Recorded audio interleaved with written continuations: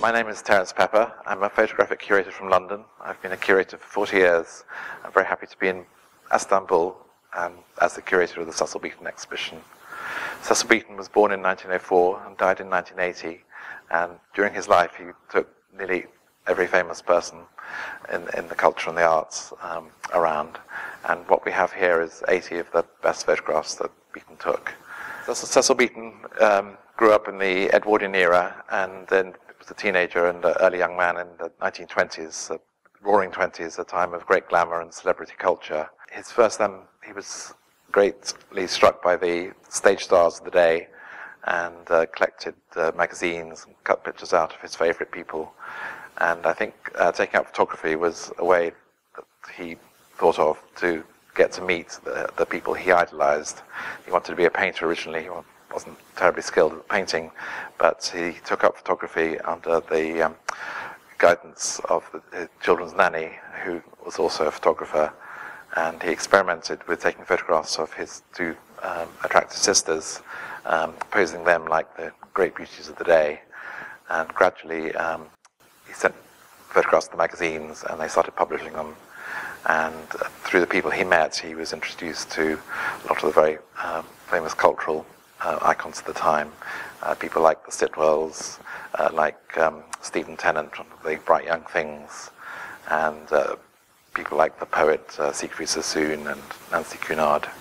And people started coming to him for portraits of the people who were in the news. He put himself centre stage in the cultural life of Britain in the 1920s.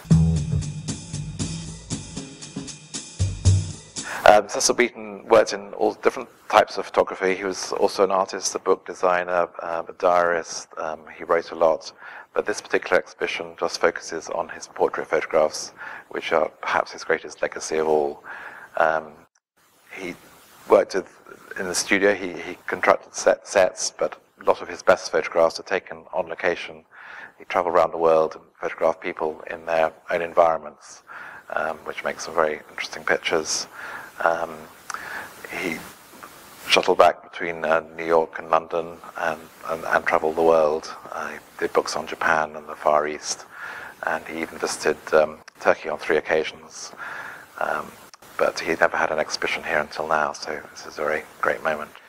So what's so special about Cecil Beaton and his portraits is that the photographs he took of these people, that he photographed people like Audrey Hepburn, Barbara Streisand, and Grace Kelly, Marlon Brando, these have become often the most iconic images of these people, and this is why Beaton's work is so important. He was the first person to really transform the British royal family and to make them idealized and romantic pictures which went around the world, which helped during the Second World War for propaganda and other purposes. Anybody can take photographs, but it's taking the photograph that people want to use again and again.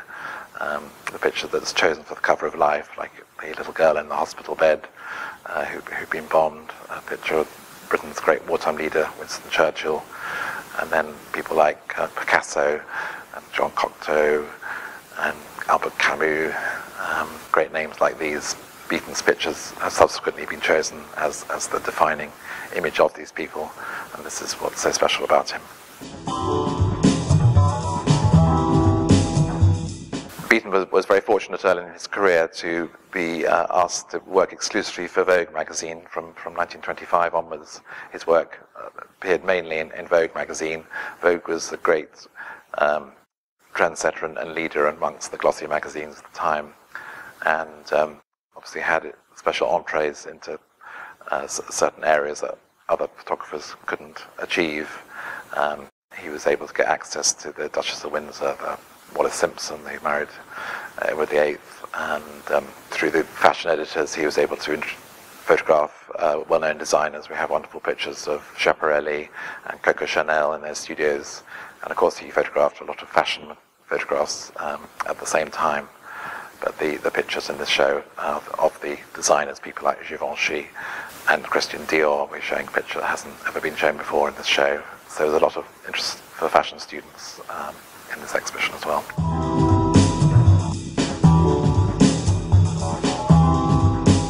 This exhibition was a collaboration with the auction firm Sotheby's, who acquired Beaton's archive in 1974. At the time, he suffered a very serious stroke. He was paralyzed, half of his body was paralyzed through the stroke, and he needed a lot of medical help and attention, and he previously been earning a lot of money from working, taking photographs. Suddenly that stream of income was cut off, and so he approached various people, and Sotheby's gave him a large enough sum to provide for help for the rest of his life. And since then they've looked after the archive very well.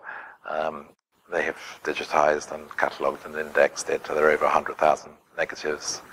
And the National Portrait Gallery, where I come from, has collaborated in the past with Sotheby's. We did a very big show for his centenary in 2004. And that particular show has been the inspiration to do this show here. But this show is slightly different because we've discovered through further research a lot of images that haven't previously been seen, and so we have some very exciting exclusive images in colour from the depth of the archive shown in Istanbul for the first time.